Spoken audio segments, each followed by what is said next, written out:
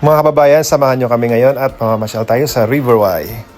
After na magtrabaho, maglakad-lakad muna tayo dito dahil malapit lang naman ito sa aming tinitirhan. At napakaganda ng River Wye.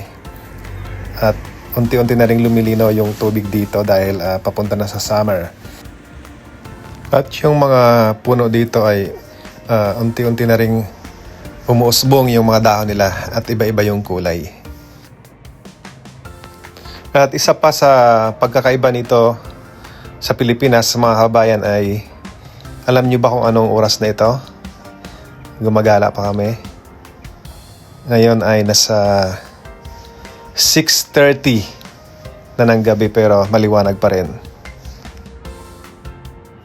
Ito nga at dito kami sa tulay.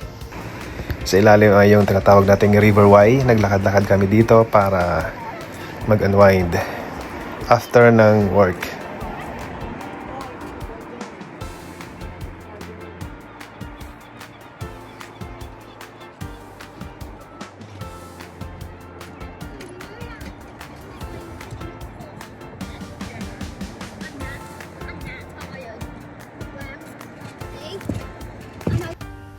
Dito naman mga kababayan ay ito yung spot na kung saan pwede kang mamingwit ng mga isda. At meron ditong namimingwit minsan pag dumadaan kami. May nahuli silang maliliit at malalaking isda.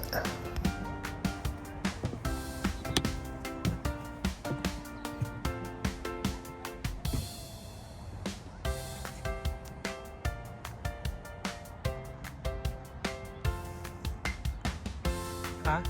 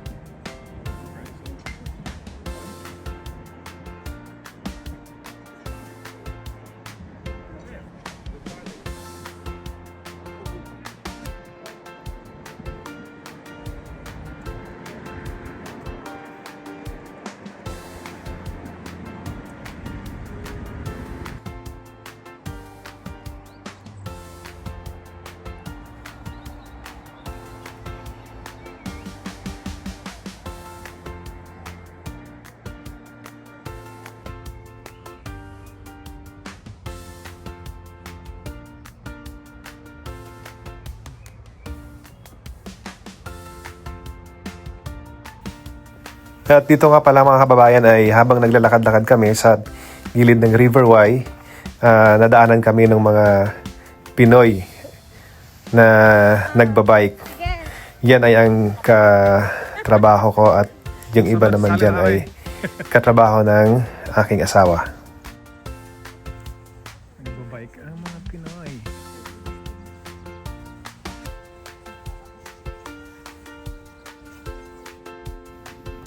Gustong-gusto talaga namin dito maglakad-lakad dahil napakaganda ng lugar at meron kang makikitang mga ibon na lumilipad, na hihinain. At yung iba ay yung wild ducks na lumalangoy sa River Wye at hindi sila maiilap dahil siguro hindi naman sila hinahunt kaya sanay sila sa tao.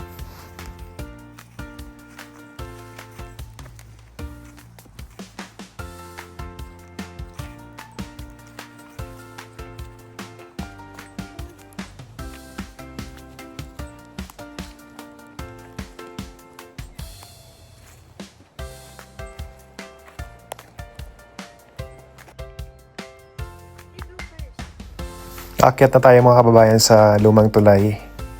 Ito ay matibay pa naman siya pero hindi na dinadaanan ng mga sasakyan dahil medyo mahina na. At ito yung makikita sa taas ng tulay, napakaganda.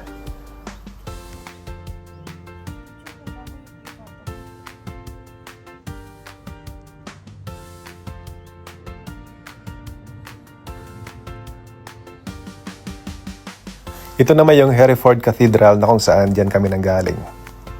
Medyo malayo na rin yung narating ng aming paglalakad-lakad. Napakaganda talaga dito mga kababayan. Mayroong mga puno na walang dahon, puro bulaklak lang. At minsan sa gilid-gilid ay may mga halaman na maganda.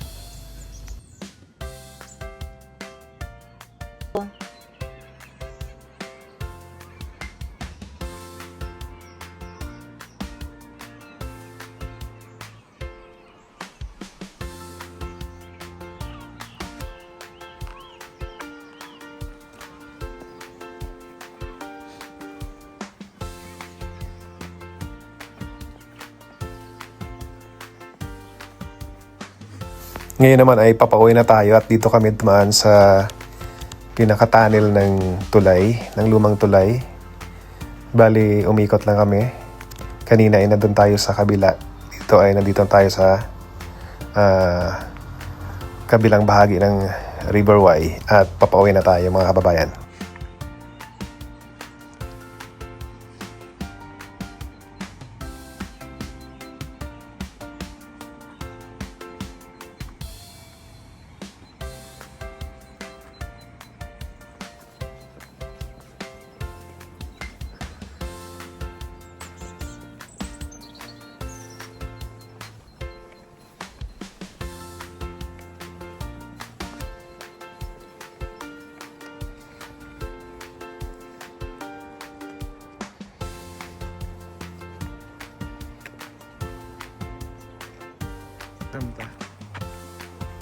Mga kababayan, pag ganito ang malapit na talaga ang summer dito ay marami nang nagbabike, nagja-jogging. Kahit medyo malamig pa rin yung panahon dito.